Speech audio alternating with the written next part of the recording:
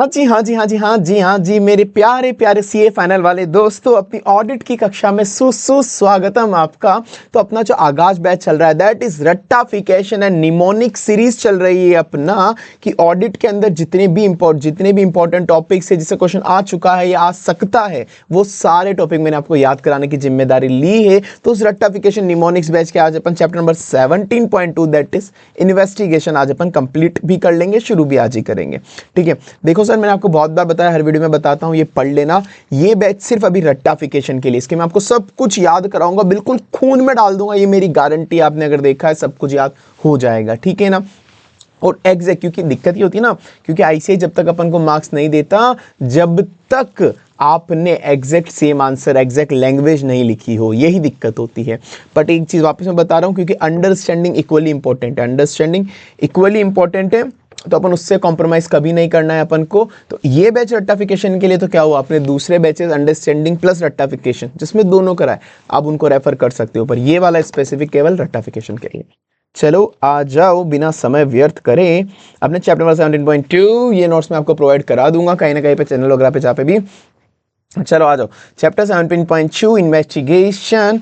आवी जाओ, आवी जाओ, आवी जाओ, आवी जाओ, आवी जाओ। सबसे पहले सर डिफरेंस, अपने डिफरेंस पढ़ा हुआ है सर, इन्वेस्टिगेशन वर्सेस ऑडिट के अंदर। सर डिफरेंस बता दीजिए। तो डिफरेंस के अंदर मैं बोलूंगा ओ नियर आईपीओ, मैं क्या बोलूंगा, ओ नियर आईपीओ, क्या बोलूंगा, ओ near IPO, O near IPO, O near IPO, O near IPO, O near IPO. जब भी कोई कंपनी आईपीओ इशू करने वाली होती है तो देखना पड़ता है, क्योंकि अब आईपीओ इशू करेगी तो अपन को देखना पड़ेगा कंपनी बिल्कुल सही है या नहीं, कंपनी कहीं पब्लिक को लूट तो नहीं रही, कंपनी कहीं पब्लिक को लूट तो नहीं रही, तो उस कंपनी का इन्वेस्टिगेशन करना पड़ता है। तो नियर, जब आईपीओ इशू करने वाली है उसके नियर, जब आईपीओ इशू करने वाली है उसके नियर इन्वेस्टिगेशन करना होता है, तो ओ नियर आईपीओ, क्या बोलेंगे अपन, ओ नियर आईपीओ। नियर आईपीओ पे अपन इन्वेस्टिगेशन करेंगे, जैसे ही कंपनी आईपीओ इशू करने वाली होगी जब अपन इन्वेस्टिगेशन करेंगे, समझे ना बबुआ। O near IPO, O near IPO, O near IPO, O near IPO. चलो आ जाओ, O N E A R I P O. O से ऑब्जेक्टिव क्या होता है इनका, ऑडिट और इन्वेस्टिगेशन का। एन से नेचर क्या होता है, ई से एविडेंस क्या होता है, एन से नेचर क्या होता है, ई से एविडेंस क्या होता है, एन ई ए आर।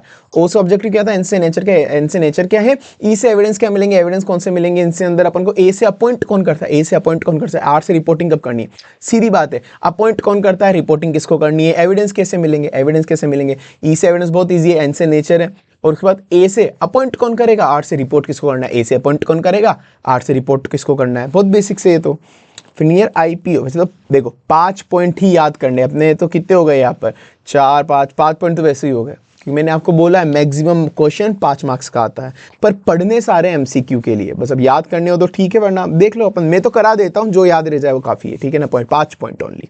तो ओ नियर आईपीओ, आई से इनहेरेंट लिमिटेशन क्या होती है, पी से कौन से पीरियड के लिए कवर होते हैं, से ऑब्जर्वेंस, ठीक है, याद हो जितने 5 पॉइंट ही तो करने यही हो जाएंगे, ठीक है। ओ near IPO, O near IPO, objective क्या होता है, इन्वेस्टिगेशन का ऑब्जेक्टिव क्या होता है, फैक्ट को एस्टेब्लिश करना, ऑडिट का क्या होता है, मैं समझाऊंगा नहीं, वापस बोल रहा हूं, समझाऊंगा नहीं, बस एक बार इसको रीड करा रहा हूं मैं तुमको, बाकी समझाऊंगा नहीं, ये सीरीज ही केवल रट्टाफिकेशन के लिए, पर समझना इक्वली इंपॉर्टेंट है। आई होप आप एक बार समझ चुके हैं हमारे दूसरे बैचेस के थ्रू, ठीक है। इन्वेस्टिगेशन के लिए अपन को फैक्ट एस्टेब्लिश करना पड़ता है, ऑडिट क्या करता है, ट्रू एंड फेयर है नहीं, फाइनेंशियल स्टेटमेंट वो बताता है। ओ से ऑब्जेक्टिव, ओ से ऑब्जेक्टिव, ओ से ऑब्जेक्टिव। एन से नेचर, नेचर क्या होता है, ऑडिट जो होता है ना वो मैंडेटरीली कराना ही कराना पड़ता है, जो इन्वेस्टिगेशन होता है वो वॉल्यूंटरी, आपको कराने की इच्छा हो तो करा लो। ई से एविडेंस, ऑडिट में अपन ने पढ़ा है कि परसुएसिव एविडेंस मिलते हैं, प्राइमा फेसी परसुएसिव एविडेंस, इसके अंदर कंक्लूसिव एविडेंस की फाइनल कंक्लूसिव पढ़ेंगे। ए एन एम, ओ से ऑब्जेक्टिव, ओ से ऑब्जेक्टिव, ओ से ऑब्जेक्टिव, ओ से objective. N E A R, near मतलब N E A R. N से अपन ने पढ़ा नेचर, नेचर वॉल्यूंटरी होता है, मैंडेटरी होता है। ई से एविडेंस कौन से मिलते हैं, ई से एविडेंस। ए से अपॉइंट कौन करेगा, आर से रिपोर्ट किसको करेंगे, ए से अपॉइंट कौन करेगा, आर से रिपोर्ट किसको करेंगे। अपॉइंट अपन को ओनर शेयर होल्डर करते हैं ऑडिट के केस में, इसमें जिसको इन्वेस्टिगेशन करानी होती है, थर्ड पार्टी जनरली जिसको इन्वेस्टिगेशन कंपनी पे करानी है वो अपॉइंट करेगा। आर से रिपोर्टिंग, रिपोर्ट किसको करनी है, यहाँ पे जनरली अपन ओनर शेयर होल्डर को रिपोर्ट करते हैं, यहाँ पे जिसने इन्वेस्टिगेशन कराई अपन केस, इसके बिहाफ पे इन्वेस्टिगेशन करी, बैंक ने इन्वेस्टिगेशन कराई तो बैंक को रिपोर्ट करेंगे, ठीक है। ओ नियर आईपीओ, ओ से ऑब्जेक्टिव क्या होता है इनका, ऑडिट वर्सेस इन्वेस्टिगेशन का। एन से नेचर क्या होता है, वॉलंटरी या कंपलसरी। एन ई से एविडेंस कौन से मिलेंगे, persuasive conclusive, persuasive conclusive. N E से एविडेंस। ए से अपॉइंट कौन करेगा, ए से अपॉइंट करेगा, आर से रिपोर्ट किसको करेंगे, आर से रिपोर्ट किसको करेंगे। आईपीओ, इनहेरेंट लिमिटेशन पीरियड क्या कवर होता है और observation, inherent limitation, period, observation.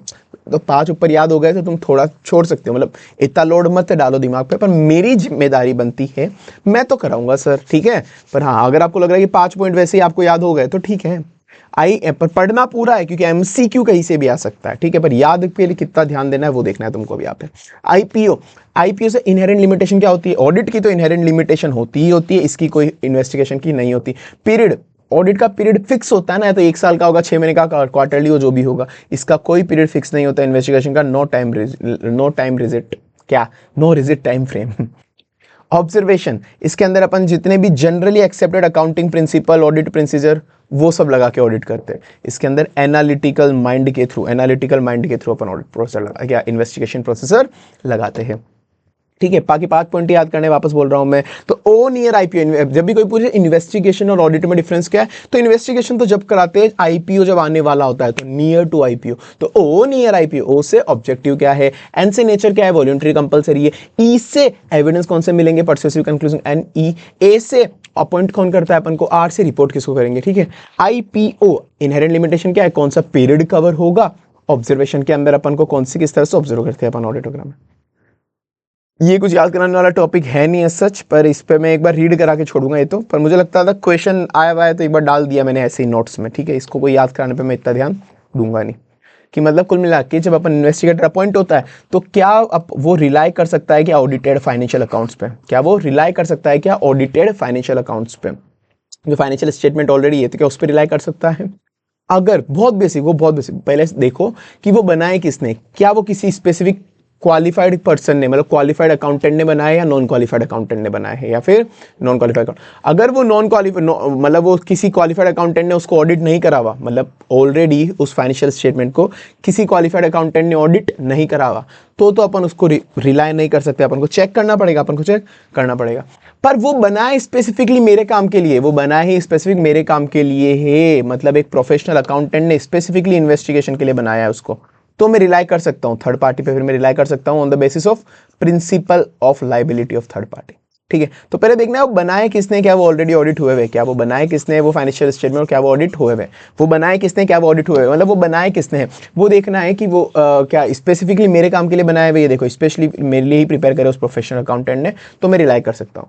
और या फिर अगर वो ऑडिटेड ऑलरेडी नहीं है तो मैं उस पर रिलाई कर ही नहीं सकता। क्वेश्चन ही पूछ रहा है whether you can put reliance on already audited accounts, तो अब याद देखो not audited bye qualified accountant, मतलब किसी क्वालिफाइड अकाउंटेंट ने अगर ऑडिट करा ही नहीं है उसको, तो मैं उस पर रिलाई नहीं कर सकता, मेरी नेचुरल ड्यूटी है मैं उसको चेक करूंगा। तो ये तो फर्स्ट पॉइंट क्वेश्चन से ही बन रहा है कि वो ऑडिट हुआ ही नहीं है, किसी क्वालिफाइड अकाउंटेंट ने उसको ऑडिट करा ही नहीं है, तो मुझे चेक करना ही पड़ेगा। और नहीं, एक वो बनाए स्पेसिफिकली मेरे लिए ही है, तो मैं थर्ड पार्टी पर रिलाई कर सकता हूँ, ठीक है। इसमें याद करने का ध्यान नहीं दूंगा, समझने वाला कॉन्सेप्ट ये वाला, तो समझने पे अपन इस सीरीज पे अभी ध्यान नहीं दे रहे, ठीक है।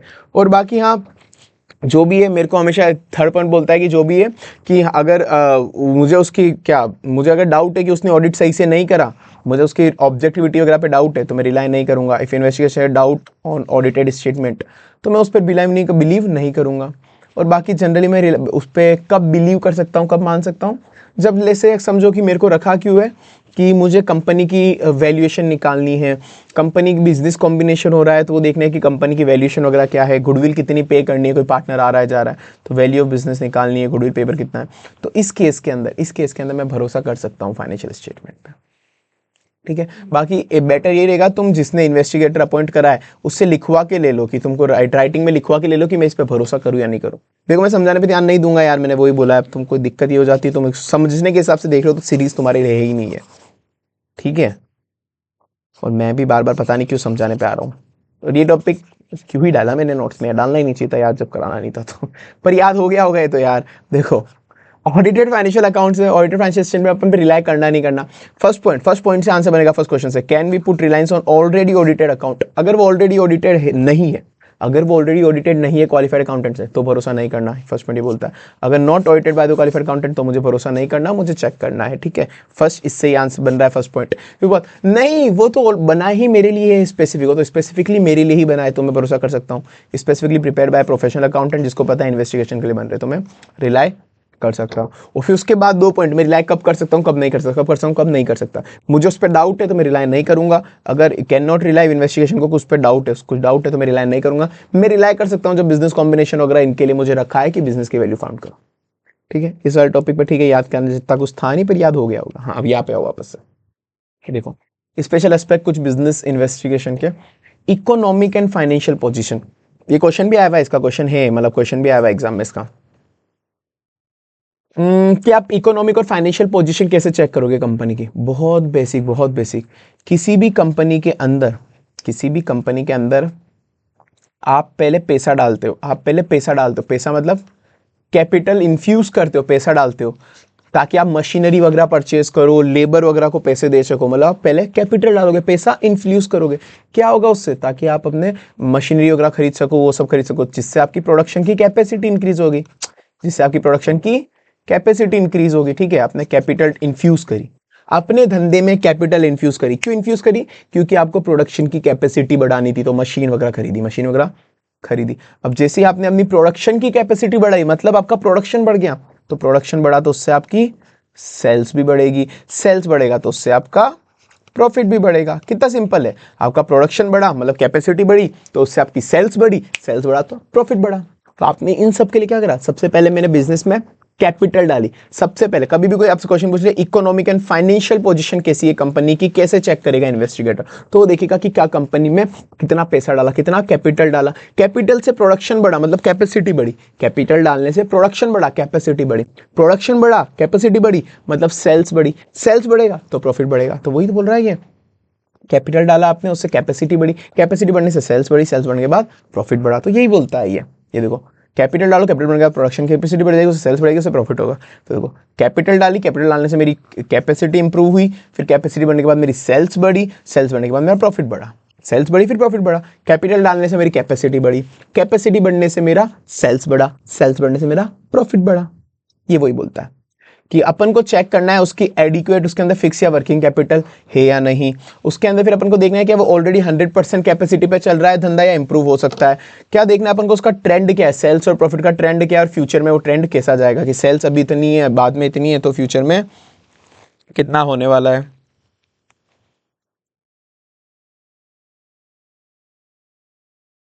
ठीक है, और फिर उसके बाद अपन को देखना है कि क्या प्रॉफिट जो है, जो प्रॉफिट अभी जो हो रहा है वो फ्यूचर में भी उतना ही मेंटेन होगा या क्या होगा, उसके लिए कुछ कैपिटल एक्स्ट्रा डालनी होगी नहीं होगी। ठीक है, तो प्रॉफिट कितना मेंटेन, फ्यूचर में भी उतना ही प्रॉफिट मेंटेन होगा, और ट्रेंड क्या है सेल्स प्रॉफिट का। ठीक है, तो कुल मिला के मुझे पहले कैपिटल डालनी है, कैपिटल डालनी है मतलब फिक्स वर्किंग कैपिटल। ठीक है, फिर वो कैपिटल डालने से मेरा प्रोडक्शन बढ़ेगा, प्रोडक्शन कैपेसिटी बढ़ेगी, तो क्या वो ऑलरेडी 100% कैपेसिटी पे इंप्रूव कर सकते हैं। कैपेसिटी बढ़ने से मेरी सेल्स बढ़ेगी, तो सेल्स और प्रॉफिट का ट्रेंड देखना है, और सेल्स बढ़ने से मेरा प्रॉफिट बढ़ेगा, मतलब प्रॉफिट फ्यूचर में भी इतना मेंटेन होगा क्या। प्रॉफिट एंड लॉस, पी&एल के अंदर अपन को क्या क्या चीजें चेक करनी है। पी&एल के अंदर बहुत बेसिक, पी&एल तुम बनाओ, तुम अगर प्रॉफिट एंड लॉस बनाओगे, अगर पी&एल अकाउंट तुम बनाओगे तो क्या होता है, ये क्रेडिट साइड, ये डेबिट साइड, ये क्रेडिट साइड, ये डेबिट साइड। क्रेडिट में सेल्स होती है, ठीक है।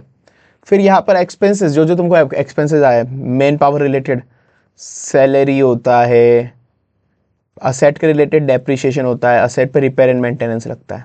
ठीक है, तो तुमको बस पी&एल तुम्हारे दिमाग में बनाना है कि पी&एल में तुमको क्या क्या चेक करना है, पी&एल में तुमको क्या क्या चेक करना है। तो सबसे पहले सेल्स, तुमको सेल्स देखनी है कि कौन सा प्रोडक्ट की, उसको तोड़ तोड़ के देखना है कि कौन सा प्रोडक्ट अपन को कितना सेल्स दे रहा है। पूरे ब्रेक डाउन करो कि कितने कितने अपने पास प्रोडक्ट है, कितने कितने प्रोडक्ट से अपन को कितना कितना रेवेन्यू आ रहा है। सेल्स देखा, इमेजिन करो दिमाग में पी&एल अकाउंट इमेजिन करो, सेल्स हो गया। अब एक्सपेंस तरफ आओ, एक्सपेंस में अपन को मैन पावर एक्सपेंस देखने, मतलब इंसानों को जो अपन पैसा दे रहे हैं, सैलरी दे रहे हैं एम्प्लॉयज को, और मैनेजमेंट को देख रहे हैं मैनेजमेंट रिम्यूनरेशन। इंसानों को सैलरी वेजेस दे रहे हैं जो छोटे लेवल के एम्प्लॉयज है, बड़े लेवल के एम्प्लॉयज को क्या दे रहे हैं, मैनेजरल रिम्यूनरेशन। तो ये दोनों एक ग्रुपिंग जैसे होगा, सेम जैसे कि अपन छोटे वाले एम्प्लॉय को वेजेस वगैरह दे रहे हैं, वेजेस सैलरी, बड़े वाले एम्प्लॉय को मैनेजरल रिम्यूनरेशन दे रहे हैं। ठीक है ना, तो अपन ने सबसे पहले पी&एल देखा, पी&एल में अपन ने देखा कि हाँ भाई अपन को पैसा मिलता कहाँ से, सेल्स से मिलता है। सेल्स से मिलने के बाद अपन ने एक्सपेंस साइड पे है, एक्सपेंस साइड पे अपन ने देखा कि पैसा आता, अपन पैसा कहाँ कहाँ देते हैं, एम्प्लॉइज को पैसा कहाँ कहाँ देते हैं, वेजेस पे और मैनेजर रिम्यूनरेशन, वेजेस और मैनेजर रिम्यूनरेशन। ठीक है, अपन यहाँ पे देते हैं। अब उसके बाद अब आप देखो कि मशीन्स पे क्या क्या पैसा, मशीन्स पे क्या क्या खर्चा होता है। मशीन्स पे ये हो गया मैन पावर वाला खर्चा, नीचे वाला हो गया मशीन वाला खर्चा। ये मेन पावर वाला, ये नीचे वाला मशीन वाला खर्चा हो गया अपना, ठीक है। तो अपन को क्या क्या खर्चा इस पे लगता है। मशीन्स क्या क्या होता है, मशीन पे एक तो डेप्रिसिएशन लगता है और मशीन को रिपेयर करानी होती है। मशीन पे डेप्रिसिएशन लगता है और मशीन को रिपेयर करानी होती है। मशीन पे डेप्रिसिएशन लगता है और मशीन को रिपेयर करानी होती है, ठीक है। और कुछ एक्सेप्शनल आइटम है तो वो भी चेक कर लेना है, ठीक है। तो अपन को डेप्रिसिएशन देखना है, कंसिस्टेंट है, रिपेयर मेंटेनेंस जो भी हो रहा है इस साल ज़्यादा है कम तो नहीं है, उस हिसाब से देखना है। मैनेजर रिम्यूनरेशन जो आप दोगे वो एक्सेसिव नहीं दोगे, मतलब जितना कंपनी से वगैरह बोलता है। और वेजेस जो है, वेजेस का कंप्यूटेशन अपन को वापस से चेक कर लेना है। बाकी मैं समझाने पे नहीं जाऊंगा, मैं केवल याद कराने आया हूँ तुमको, ठीक है। याद हो गया बबुआ, चलो आ जाओ। इकोनॉमिक एंड फाइनेंशियल पोजीशन हो गया अपना। चलो उसके बाद इकोनॉमिक फाइनेंशियल पोजीशन के में, इकोनॉमिक फाइनेंशियल पोजीशन में क्या पढ़ा अपन ने, कैपिटल डाली, कैपिटल डालने से मतलब फिक्स और वर्किंग कैपिटल, उसको डालने से अपना प्रोडक्शन बढ़ा, मतलब कैपेसिटी बढ़ी, कैपेसिटी ऑलरेडी 100% पे इंप्रूव हो सकती है, उससे सेल्स बढ़ी तो सेल्स का ट्रेंड वगैरह देखना है, सेल्स बढ़ने से प्रॉफिट बढ़ा तो कि प्रॉफिट फ्यूचर में भी इतना मेंटेन होने वाला है। फिर स्टेटमेंट ऑफ P&L में मैंने टर्नओवर देखा, टर्नओवर के बाद मैंने मैन पावर एक्सपेंस देखी कि छोटे वाले एम्प्लॉइज को वेजेस मिलेगी, बड़े वालों को मैनेजर रिम्यूनरेशन, ये मैन पावर हो गया। फिर देखा मशीन पे क्या क्या खर्चे लगते हैं, मशीन पे डेप्रिसिएशन लगता है और रिपेयर मेंटेनेंस लगता है, बाकी कुछ एक्सेप्शनल, ठीक है। बैलेंस शीट बहुत इजी, बहुत बहुत बहुत इजी। बैलेंस शीट की असेट साइड देखो, लायबिलिटी साइड देखो, काम खत्म बस। बैलेंस शीट में क्या होता है सर, अभी मैं ये वाली अगर बैलेंस शीट बनाऊं, ये वाली बैलेंस शीट बनाना भूल गया यार मैं तो, हॉरिजॉन्टल टी टाइप वाली, अब तो केवल वही रह गई मुझे। डेबिट इधर ही आता था ना यार, मैं तो भूल गया, ये वाली क्रेडिट इधर आता था, ये वाली बैलेंस शीट भूल गया मैं भाई। डेबिट इधर ही होता होगा, क्या बोलते हो, इधर ही होता है ना, इधर ही होता होगा, चलो बना लेते हैं अपन तो। यहाँ पर कैपिटल डालते हो तुम सबसे पहले, फिर यहाँ पे क्रेडिट साइड में और क्या होता है, लाइबिलिटी होती है और कुछ प्रोविजंस होते हैं, और कुछ प्रोविजंस होते हैं, जैसे टैक्स का प्रोविजन बनाया, टैक्स कितना पे करना है। डेबिट साइड के अंदर सब होते हैं ना भाई, current asset, fixed asset, investment etcetera, जितने भी असेट तुमको पता है। करंट असेट के अंदर क्या क्या होते हैं, इन्वेंट्री होती है, डेटर होते हैं, तो वो सब होता है। देखो कैपिटल होता है यहाँ पे लाइबिलिटी साइड में, ये कैपिटल वाला पॉइंट हो गया। लाइबिलिटी होती है, ये लाइबिलिटी वाला पॉइंट हो गया। प्रोविजंस होते हैं टैक्स के रिलेटेड, ये टैक्सेशन हो गया। Current asset, fix asset, current asset तो दिमाग में सोचते ही क्या आना चाहिए, ये ड्यू डिलीजेंस में भी मैंने बताया था तुमको, ओवर वैल्यूड असेट के अंदर करंट असेट सोचते तुमको आना चाहिए दिमाग में, इन्वेंट्री, रिसीवेबल्स, यही तो होते हैं, और क्या होते हैं। तो इन्वेंट्री, रिसीवेबल हो गया current asset. Fix asset, fix asset हो गया। फिर इन्वेस्टमेंट, इन्वेस्टमेंट हो गया। फिर क्या है, अगर 5 ही तो पॉइंट याद करने थे भाइयों मेरे, पर अपन को और भी अगर याद आ रहा है तो लिक्विड और आइडियल असेट, ये याद नहीं हो रहा तो छोड़ दो, याद नहीं, सब पर केवल पढ़ के चले जाना एमसीक्यू के लिए, पर याद नहीं हो रहा तो ये कट कर दो। बाकी 5 ही तो याद करने थे तो 6 हो गए, ठीक है। तो तुमको क्या दिमाग में आना चाहिए, बैलेंस शीट, जैसे बैलेंस शीट के आइटम में बैलेंस शीट दिमाग में नॉर्मल बना लो। तो फिक्स असेट चेक करो कि फिक्स असेट जितनी अपन की बिजनेस की वैल्यू देने वाला है उतना ही है, वरना इंपेयर करना पड़ेगा। इन्वेस्टमेंट की मार्केट वैल्यू के हिसाब से उसको रिकॉर्ड करो। इन्वेंट्री का राइट ऑफ की जरूरत नहीं है, स्लो मूविंग इन्वेंट्री नहीं है। ट्रेड रिसीवेबल में कोई बैड डेप्ट लगाना जरूरी नहीं है, और ठीक है अदर लिक्विड से आइडियल असेट हटा दो। लाइबिलिटी है, लाइबिलिटी अपन ने कम ज्यादा नहीं दिखा रखी, अंडरस्टैंड ओवरस्टेट नहीं करके, अंडरस्टैंड ओवरस्टेट नहीं करेंगे। टैक्सेशन एडिक्वेट बनाया हुआ है, प्रोविजन, प्रोविजन जो बनाया मतलब प्रोविजन टैक्सेशन का, वो बिल्कुल एडिक्वेट बनाया हुआ है। कैपिटल जो है इक्विटी और डेट के अंदर प्रॉपर स्ट्रक्चर है कि कितनी इक्विटी होनी चाहिए ऑर्गेनाइजेशन में, कितनी डेट होनी चाहिए, स्ट्रक्चर प्रॉपर है, ठीक है। तो ये बैलेंस शीट तो दिमाग में आते ही याद हो जाएगा। लाइबिलिटी साइड में आएंगे अपन, सबसे पहले कैपिटल होगा, उसके नीचे लाइबिलिटी होगी, फिर प्रोविजन होगा। कैपिटल हो गया, लाइबिलिटी होगी, प्रोविजन हो गया, टैक्सेशन का प्रोविजन हो गया, ठीक है। असेट साइड में आएंगे, current asset, fix asset, investment. Current asset, fix investment. Current asset में 2, इन्वेंट्री और ट्रेड रिसीवेबल। फिक्स असेट अपन ने देख लिया, फिर इन्वेस्टमेंट, ठीक है। P&L चेक हो गया, बैलेंस शीट चेक हो गया। अब अपन को देखना है FMV, फ्यूचर मेंटेनेबल टर्नओवर, कि जो अभी अपना टर्नओवर है फ्यूचर में भी उतना मेंटेन होगा या नहीं होगा, फ्यूचर मेंटेन होगा नहीं होगा। इसको बोलेंगे MCPT, MC को पीटो मतलब मोस्ट केयरफुल पर्सन को पीटो। MC मतलब मोस्ट केयरफुल ही तो होता है, मुझे तो यही आता है, तुमको पता नहीं क्या आता है वो मुझे नहीं पता, पर मेरे हिसाब से तो MC मतलब मोस्ट केयरफुल। तो मोस्ट केयरफुल पर्सन को पीटो, मोस्ट केयरफुल पर्सन को पीटो। फ्यूचर में इतना ही टर्नओवर होना चाहिए, इसलिए मोस्ट केयरफुल रहो, वरना उसको पीटो। फ्यूचर में इतना ही टर्नओवर होना चाहिए उसको, इसलिए मोस्ट केयरफुल रहो, इसलिए मोस्ट केयरफुल रहो। आज जो फ्यूचर में है, आज जो टर्नओवर है फ्यूचर में इससे कम नहीं होना चाहिए, उसको मेंटेन रखो या ज्यादा करो, इसलिए उस MC को पीटो, उस MC को पीटो, मतलब मोस्ट केयरफुल रहो और उसको पीटो, मोस्ट केयरफुल रहो और पीटो, उस MC को पीटो। चलो तो MC PT marketability competition, PT political and economic condition and T से ट्रेंड। तो मतलब फ्यूचर के अंदर मार्केटेबल कितना होगा, मेरा प्रोडक्ट और ज्यादा मार्केटेबल होगा या कम मार्केटेबल होगा, उस हिसाब से फ्यूचर टर्नओवर पता पड़ेगा। फ्यूचर में कंपटीशन कितना होने वाला है उस हिसाब से। P से पॉलिटिकल, फ्यूचर में पॉलिटिकल कंडीशन क्या होगी, T से ट्रेंड क्या होगा। P से पॉलिटिकल कंडीशन क्या होगी फ्यूचर में, T से ट्रेंड क्या होने वाला है। तो MC PT, उस MC को पीटो, उस MC को पीटो, उस MC को पीटो। MCPT, एम से मार्केटेबिलिटी, फ्यूचर में मार्केटेबिलिटी क्या होने, फ्यूचर में मार्केटेबिलिटी क्या होने वाली है। सी से कंपटीशन कितना होने वाला है, फ्यूचर में सी से कंपटीशन कितना होने वाला है। पी से पॉलिटिकल कंसिडरेशन क्या है कि कोई ऐसा नया लॉ रेगुलेशन आ जाए कि मेरा धंधा बंद हो जाए, ठीक है, ऐसा हो जाए। MCPT, टी से ट्रेंड क्या है, अभी ट्रेंड के हिसाब से पता पड़ जाएगा कि अपन इंक्रीजिंग ट्रेंड पे या डिक्रीजिंग ट्रेंड पे है, ठीक है ना। तो MCPT, एम से मार्केटेबिलिटी, फ्यूचर में कितना बड़ा मार्केट होगा मेरे प्रोडक्ट के लिए, सी से कितने ज्यादा कंपटीशन होंगे। एम से मार्केटेबिलिटी, सी से कंपटीशन, एम से मार्केटेबिलिटी, फ्यूचर में कितना बड़ा मार्केट होगा मेरे प्रोडक्ट के लिए, सी से कंपटीशन, कंपटीशन कितना होने वाला है सी से। पी से पॉलिटिकल पार्टी वगैरह का कितना मेरे पे कंसिडरेशन रहेगा। टी से ट्रेंड क्या चल रहा है, टी से ट्रेंड क्या चल रहा है, ठीक है सर, ये भी हो भी गया। General approach in steps of investigation under section 210 और 213 जो कंपनीज एक्ट के होते हैं, उसमें जनरल अप्रोच या फिर इन्वेस्टिगेशन कैसे करना होता है। वैसे अगर इसको बिना किसी ट्रिक के देखो तो बहुत ईजी है। कभी भी अपन कभी भी कहीं पे ऑडिट मतलब ऑडिट या इन्वेस्टिगेशन करने जा रहे हैं, अपन खुद थोड़े ना पहुंचाएंगे, पहले कोई बुलाएगा अपन को, पहले कोई बुलाएगा ना कि इसकी इन्वेस्टिगेशन करो। मैं ये पप्पू है, ये एक पप्पू है, ये एक पप्पू है, मैंने उनको बहुत बार समझाया, पप्पू है एक पप्पू, ये पप्पू के स्पाइक वाले बाल है, पप्पू के स्पाइक वाले बाल है, ठीक है। और पप्पू जो है अपना बिल्कुल बॉडी बिल्डर है। पप्पू चलाता है एक बाइक, पप्पू चलाता है एक बाइक, उस बाइक का नाम क्या है, KTM, पूरी फुल बाइक लग रही है ना। पप्पू बिल के स्पाइक बाल है, कलरफुल बाल है, पप्पू के कलरफुल बाइक है, पप्पू है KTM चलाता है और हाथ में आईफोन है, पप्पू के हाथ में आईफोन है। पप्पू हो गया ना बिल्कुल कूल, KTM चला रहा है, आईफोन है, बाल कलर करा के, पप्पू कूल लग रहा है ना बिल्कुल। हाँ, तो पप्पू हमारा कूल है। पर पप्पू ने बहुत बार बोला है अपन को चाहिए फुल इज्जत, अपना नाम है CA पप्पू, अपना क्या नाम है CA पप्पू। माना हम कूल है, थोड़े छपरी है, आईफोन KTM वाले, पर पप्पू कूल है, छपरी कोई नहीं बोलेगा, पप्पू कूल है, सॉरी कोई नहीं बोलेगा इसको छपरी। तो पप्पू हमारा कूल है।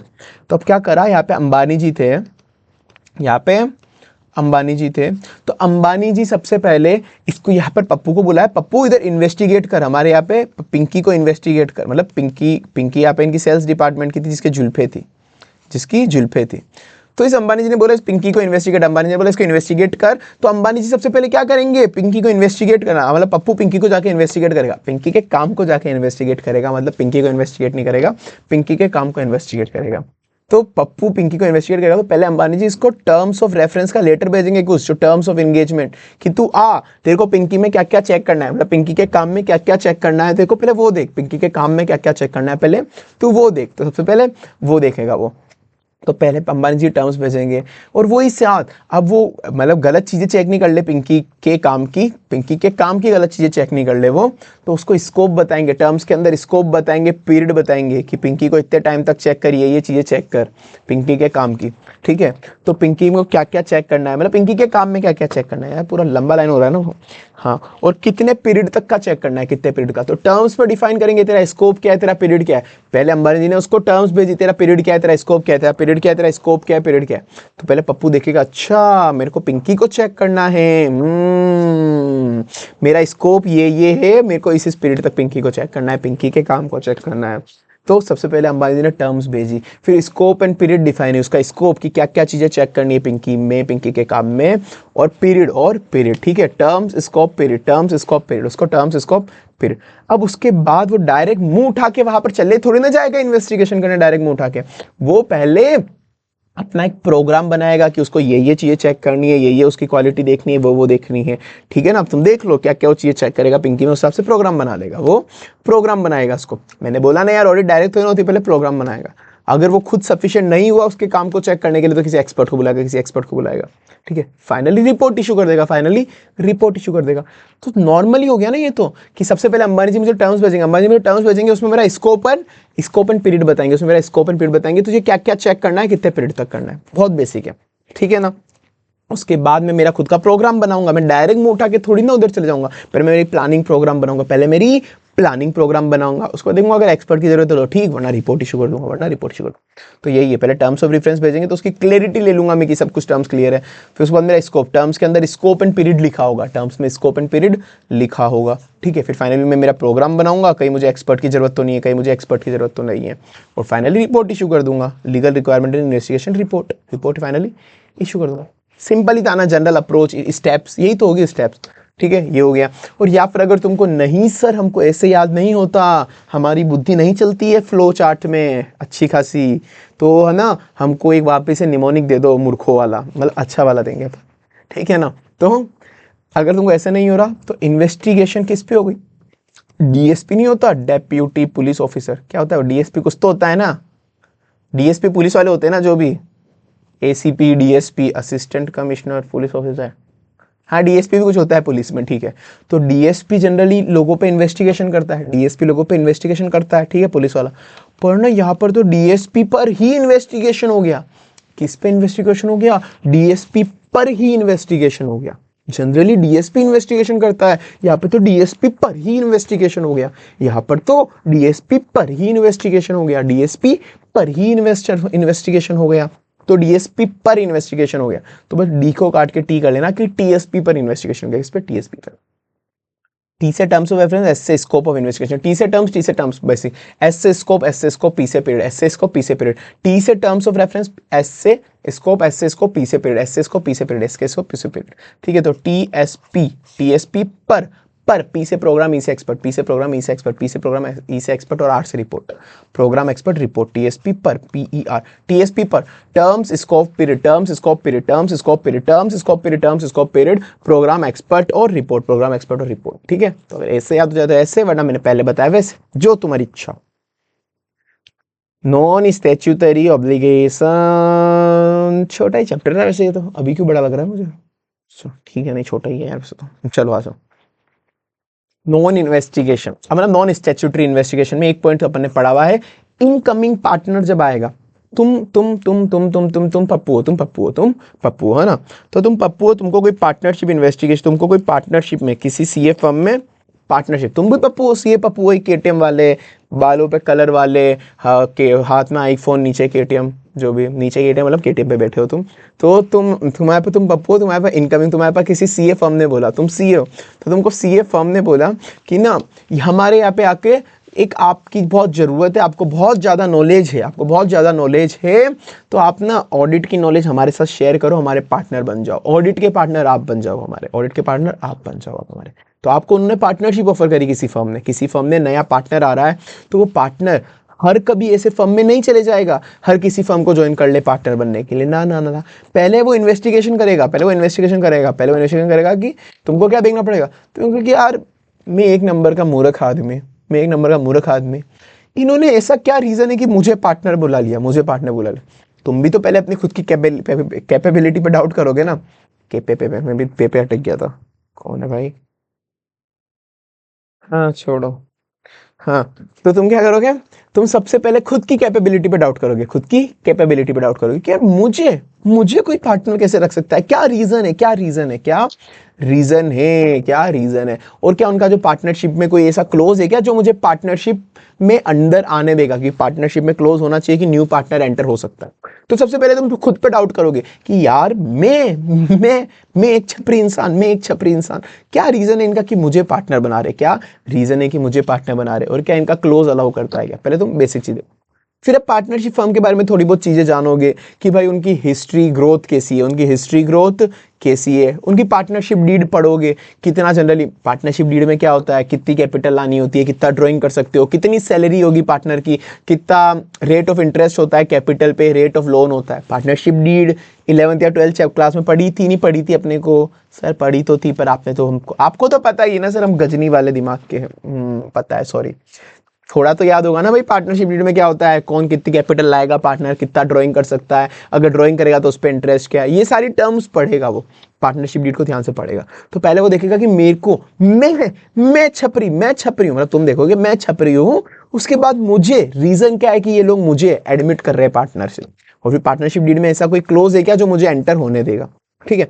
पार्टनरशिप फर्म के बारे में जानूंगा, कि पार्टनरशिप फर्म की ग्रोथ, हर किसी फर्म में थोड़ी ना चले जाऊंगा मैं भी देखूंगा कि उस फर्म की ग्रोथ कितनी है, उसकी पार्टनरशिप डीड पढ़ूंगा कि क्या क्या उसमें टर्म्स है, कैपिटल कितना नहीं, कैसा, बाकी मैं क्या देखूंगा, फिर उनके फाइनेंशियल्स पढ़ूंगा, इनमें असेट कितनी है, उनकी प्रॉफिटेबिलिटी कितनी है, उसमें कितने कैपिटल पे कितना रिटर्न मिलेगा, उनका लोन कितना है, बेसिक चीज़ ये सब देखूंगा। पहले बार ये देखो, चलो आ जाओ, 5 ही पॉइंट याद करने हैं, पर एमसीक्यू कहीं से भी आ सकता है, 5 पॉइंट तो यूं ही याद हो गए होंगे तुमको वैसे, पर आ जाओ। तो मैं सबसे पहले खुद पे शक करना है, सबसे पहले खुद पे शक करना है। रीजन फॉर ऑफर एडमिशन, मैं एक नंबर का छपरी, मुझे क्यों एडमिशन दे रहे, उसका क्या रीजन है और क्या उनकी डीड में स्पेशल क्लोज है जो मुझे अंदर आने देगा। अब मैं फर्म के बारे में जानूंगा कि फर्म कैसी है, उसकी ग्रोथ कैसी है शुरुआत से, उसकी पार्टनरशिप डीड पढ़ूंगा, तो पार्टनरशिप फर्म की इन हिस्ट्री देखूंगा, ग्रोथ देखूंगा, हिस्ट्री ग्रोथ, उसकी डीड पढ़ूंगा कि कौन कितना कैपिटल ड्राइंग वगैरह कर सकता है।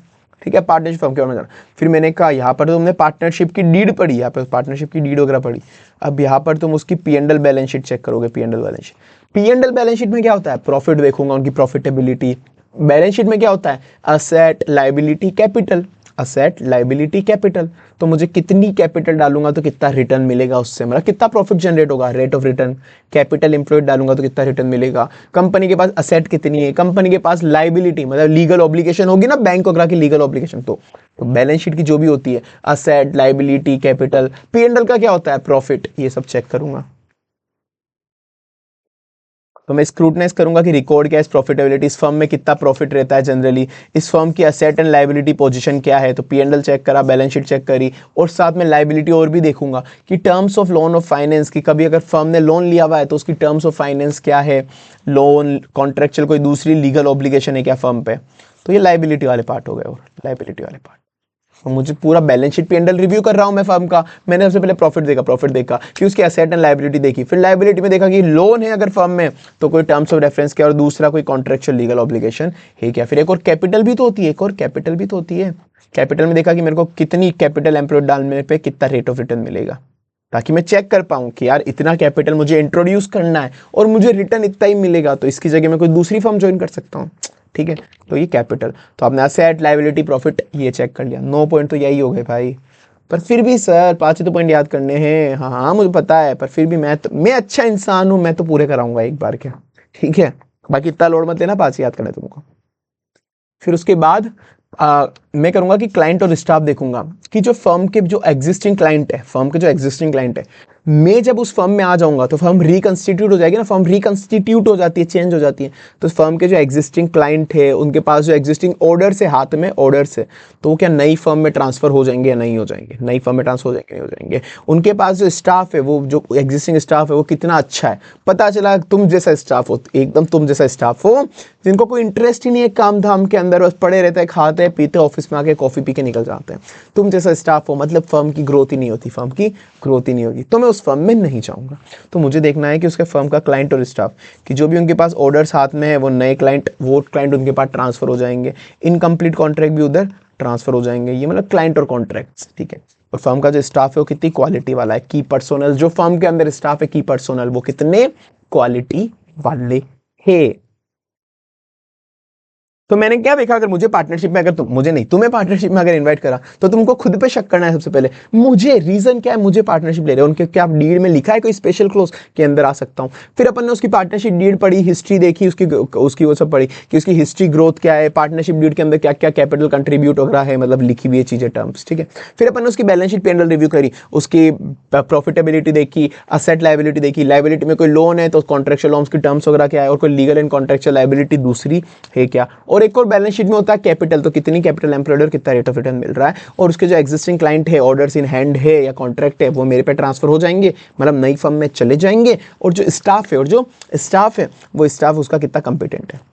On behalf of bank, investigation upon bank की बिहाफ पे कर रहे हैं, तुम्हारी कंपनी के बिहाफ पे तुम लोन लेने गए, तुम किसी कंपनी में काम करते हो, तुम्हारी कंपनी के बिहाफ पे तुम बैंक में लोन लेने गए, तो भाई सबसे पहले वो क्या बोलेगा, बैंक वाला डायरेक्ट ये थे ना, अरे लोन लेना, ये लो सर लोन ले लो, नहीं, वो कुछ चीजें चेक करेगा। वो क्या चेक करेगा, सबसे पहले बेसिक चीजें, कौन है तू, लोन क्यों चाहिए, कौन है तू, लोन क्यों चाहिए, तेरे को पर्पस क्या है, तेरे को लोन क्यों चाहिए, औकात भी है तू वापस चुका पाएगा, और कब चुका पाएगा, तेरी औकात भी है कि तू लोन लेके चुका पाएगा, तो कब चुकाएगा, मतलब फिर रीपे करना, कब रीपे करेगा, तो ठीक है तेरी औकात है, तू रीपे कर पाएगा। लोन क्यों चाहिए, बैंक वाला आएगा, समझ लो SBI बैंक में गए, SBI बैंक वाले तो होते भी थोड़े बदतमीजी है, तुम बैठे सामने, सर लोन चाहिए ये, क्यों चाहिए लोन, क्यों चाहिए सर, घर खरीदना है, कंपनी में डालना है, वॉटेवर एक्सवाइजेड, औकात भी है तेरी, औकात भी है लोन लेने की, औकात भी है, SBI वाले तो बैंक बदतमीज होते हैं थोड़े वाले, तो औकात भी है तेरी लोन लेने की औकात भी है। हाँ सर मेरी अच्छी औकात है, मेरी प्रॉफिटेबिलिटी देखो, ग्रोथ देखो, मेरी प्रॉफिटेबिलिटी देखो, रेपुटेशन देखो, ग्रोथ देखो, मतलब रेपुटेशन ग्रोथ देखो, फाइनेंशियल स्टैंडिंग देखो, मेरी औकात है। ग्रोथ भी है, रेपुटेशन भी है, सब कुछ है, ठीक है, औकात तो है। वापस कब देगा, वापस कब देगा, वापस कब देगा, हम मतलब रीपेमेंट कब करेगा। और ये अगर तुम किसी कंपनी के बिहाफ पे लोन लेने जा रहे हो तो कंपनी वाले तुमको पहले ऑथोराइज करते हैं ना डायरेक्टर को कि ये हमारे बिहाफ पे लोन ले सकता है या फिर ये नहीं ले सकता। तो अगर किसी कंपनी के बिहाफ पे लोन लेने जा रहे हो तो देखना पड़ेगा तुम ऑथोराइज हो या नहीं। साथ में एसबीआई वाला ये भी पूछेगा, अरे मैंने सुना है तू बीओबी में भी लोन लेने गया था, उन्होंने तुझे रिजेक्ट कर दिया, बैंक ऑफ बड़ौदा, उन्होंने तुझे रिजेक्ट क्यों करा, उन्होंने तुझे रिजेक्ट क्यों करा। तो ये तो तुम एसबीआई बहुत बेसिक, तुम इन्वेस्टिगेशन करनी है बिहाफ ऑफ बैंक तो तुम बैंकर बन जाना, एसबीआई वाला बैंकर बन जाना, ठीक है। वो अत्ते मिस होते हैं। सबसे पहले तुम बैठे हैं, सर लोन चाहिए, अच्छा क्यों चाहिए, पर्पस क्या है, क्यों चाहिए, इसलिए चाहिए, अच्छा औकात है तेरी लोन, 5 ही पॉइंट याद करना है ना, औकात है तेरी लोन लेने की, रेपुटेशन है तेरी मार्केट में, रेपुटेशन है, ग्रोथ वगैरह, मतलब फाइनेंशियल स्टैंडिंग सब अच्छी है, रेपुटेशन ग्रोथ फाइनेंशियल स्टैंडिंग, औकात है, हाँ सर औकात है सर, मैं इतना इतना कमा रहा हूँ, देखो मेरी ग्रोथ, मेरी फाइनेंशियल स्टैंडिंग, रेपुटेशन, क्यों चाहिए लोन, औकात है, ठीक है। वापस कब देगा, वापस कब देगा, रीपेमेंट वापस कब देगा, अच्छा ठीक है। अरे मैंने सुना तू बीओबी में भी गया था लोन लेने, वहाँ पे उन्होंने तुझे रिजेक्ट कर दिया, बीओबी में गया था वापस तुझे रिजेक्ट कर दिया। आ जाओ, वो बैठे, तुमने उसने तुमसे सबसे पहले क्या क्वेश्चन पूछा, पर्पस क्या है तुम्हारे लोन का, पर्पस क्या है, purpose for which loan is required. औकात भी है क्या, ये 2 पॉइंट औकात के हो गए, 2 पॉइंट औकात के हो गए, 2 पॉइंट औकात के क्या हो गए कि भाई तुम्हारी औकात क्या है, ग्रोथ, हिस्ट्री ऑफ ग्रोथ क्या है तुम्हारी फर्म की हिस्ट्री, ग्रोथ क्या है, रेप्यूटेशन, फाइनेंशियल स्टैंडिंग, मतलब वही औकात ही हो गई ना, financial standing, reputation, growth, financial standing, reputation, growth, financial standing, reputation, growth, मतलब औकात क्या है तुम्हारी, हिस्ट्री क्या है, पिछले 5 साल की परफॉर्मेंस देखेगा कंपनी की कि तुम्हारी कंपनी अच्छे से ग्रो कर रही है, फाइनेंशियल स्टैंडिंग, रेपुटेशन क्या है। तो तुमको किस लिए लोन चाहिए, तुम्हारी औकात भी है क्या, तो financial standing, growth, reputation, financial standing, growth, reputation, ठीक है। तो वापस कब देगा, वापस कब देगा, मतलब रीपेमेंट, शेड्यूल ऑफ रीपेमेंट की वापस तू रीपे कब करेगा। मैंने सुना तो तू बीओबी गया तो उन्होंने तुझे रिजेक्ट कर दिया, loan rejection by any other bank, अगर ऐसा है तो रीजन क्या था कि तुझे रिजेक्ट कर दिया, तो मुझे ये देखना पड़ेगा, मुझे इन्वेस्टिगेटर को ये सब देखना पड़ेगा। तो 1 2 3 4 5 पॉइंट वैसे ही हो गए। अगर एक आधा पॉइंट और याद करना हो देख लेना कि अगर तुम किसी के बिहाफ पे लेने जा रहे हो, कंपनी के बिहाफ पे, तो क्या उसका मेमोरेंडम ऑफ अंडरस्टैंडिंग वाला एमओए एओए तुमको ऑथोराइज करता है नहीं करता, वरना 5 पॉइंट इस पे टिक लगा लो, 5 हो गए ना अपनी स्टोरी से, 5 पॉइंट कवर हो गए, ठीक है। आ भी जाओ नीचे नीचे नीचे नीचे। हाँ, साथ में इन्वेस्टिगेशन तुम बैंक में कर रहे हो तो इसका क्वेश्चन भी डायरेक्ट आ जाता है कभी कभार कि तुमको स्पेसिफिक बैंक के बिहाफ पर लोन लेने आया तो उसकी प्रॉफिटेबिलिटी इन्वेस्टिगेट करनी है कि कंपनी प्रॉफिटेबल रहेगी नहीं रहेगी, ताकि जो भी शेड्यूल ऑफ रीपेमेंट है कि कब कब बोरोवर रीपे करेगा वो सही टाइम पे रीपे कर दे, मतलब एक्यूरेटली टाइम पे रीपे कर दे। तो इन्वेस्टिगेट कैसे करोगे ताकि वो रीपे एक्यूरेट सही टाइम पे कर दे और वैल्यू ऑफ सिक्योरिटी भी सही है। अगर ये सब चेक करना है, अगर ये सब, तो बहुत ईजी है। पीएनएल चेक करूंगा, पीएनएल में सेल्स चेक करूंगा, पीएनएल चेक करूंगा, पीएनएल में सेल्स चेक करूंगा और रेशियोज देखूंगा, पीएनएल चेक करूंगा, पीएनएल में सेल्स चेक करूंगा, रेशियो देखूंगा, PNL balance sheath cells ratio, PNL balance sheath cells ratio, PNL balance sheet, PNL में क्या आता है, पीएनएल में क्या आता है, सेल्स आती है सर। बैलेंस शीट और पीएनएल से मिलके क्या बनते हैं, रेशियोज बनते हैं सर। पीएनएल बैलेंस शीट से मिलके ही तो रेशियोज बनते हैं। सेल्स बाय कैपिटल हो सकता है, सेल्स और सेल्स बाय एसेट हो सकता है, बहुत से रेशियोज होते हैं, डेट इक्विटी हो सकता है। तो वो तो सर अगर आपको कभी प्रॉफिटेबिलिटी देखनी है बैंक के हिसाब से कि आपकी शेड्यूल ऑफ रीपेमेंट सही जाएगा नहीं जाएगा, तो आपको क्या देखना पड़ेगा, पीएनएल देख लो, बैलेंस शीट देख लो। पीएनएल में सेल्स आती है, पीएनएल में सेल्स आती है तो वो देख लेना, और पीएनएल बैलेंस शीट से मिलके रेशियो बनते हैं, पीएनएल बैलेंस शीट से मिलके रेशियो बनते हैं। तो पीएनएल देखो, कंडेंस पीएनएल मतलब income statement from statement of PNL, तो कंडेंस छोटा वाला मतलब पूरा नहीं, एक उसको कंडेंस करके लो, पिछले 5 साल का देखो, पिछले 5 साल का देखो, उसमें डिफरेंट डिफरेंट इनकम एक्सपेंसेस। तो आपने पीएनएल देखा, सबसे पहले 5 साल का पीएनएल देखा, इनकम स्टेटमेंट देखा, ठीक है ना। पीएनएल देखा, बैलेंस शीट देखो, बैलेंस शीट का एक अलग पॉइंट है वैसे तो, ये देखो, ये जनरली ऐसे आंसर में कोट नहीं करता जब तक स्पेसिफिक बैलेंस शीट के लिए कुछ पूछ ना ले, पर हाँ ठीक है अपन तो पढ़ लेते हैं। पीएनएल देखा, बैलेंस शीट देखा, पीएनएल में क्या होती है, पीएनएल में सेल्स होती है सर, पीएनएल में सेल्स होती है। तो आप देखो ब्रेकअप देखो हर साल की सेल्स का कि किस किस प्रोडक्ट ने कितनी कितनी सेल्स जनरेट करी है। तो पीएनएल देखा, बैलेंस शीट देखा, पीएनएल 5 साल का देखा, फिर बैलेंस शीट देखी, फिर पीएनएल देखा, बैलेंस शीट देखी, पीएनएल में सेल्स भी देखी, पीएनएल में सेल्स भी देखी। अब दोनों से मिलके क्या बनते हैं, बैलेंस शीट पीएनएल से मिलके रेशियो बनते हैं, बैलेंस शीट पीएनएल से मिलके रेशियो बनते हैं। तुमको रेशियो देखने हैं सारे, इतने सारे रेशियो 2-3 याद कर लो काफी है, बहुत बेसिक बेसिक इजी रेशियो देखो। Current asset to current liability दिमाग में छपा हुआ होता है तुम्हारे, quick asset to quick liability same छपा हुआ होता है, करंट असेट की जगह क्विक असेट कर दो, करंट लायबिलिटी की जगह क्विक लायबिलिटी कर लो। और इजी इजी देखो ना, इक्विटी टू डेट रेशियो बहुत इजी है, equity to long term ratio मतलब loan ratio, equity to debt ratio. तो ये इक्विटी वाला ये कर लो, equity equity to fix asset कर लो, इक्विटी टू डेट कर लो, इक्विटी टू फिक्स एसेट कर लो, काफ़ी है। और फिर भी हो तो कुछ sales to fix asset, sales to average, sales to book debt, ये 3 तो सेल्स के हो गए, सेल्स सेल्स सेल्स, वैसे तो काफ़ी है। कौन से दिमाग में आ जाना चाहिए रेशियो, बहुत बेसिक वाले जो अपन ने बचपन में पढ़े हुए हैं। बचपन में क्या पढ़े, current asset to current liability, quick asset to quick liability, ठीक है। फिर बाद इक्विटी वाले 2 रेशियो देख लो, equity to debt, equity to asset, equity to debt, equity to asset, मतलब equity to long term loan debt मतलब, और इक्विटी टू फिक्स असेट। बाकी सेल्स से, सेल्स के साथ देखने हो तो सेल्स के साथ असेट देख लो, सेल्स के साथ फिक्स असेट देख लो, सेल्स के साथ डेट, सेल्स के साथ फिक्स असेट, बाकी ठीक है, काफ़ी हो गई है, ठीक है।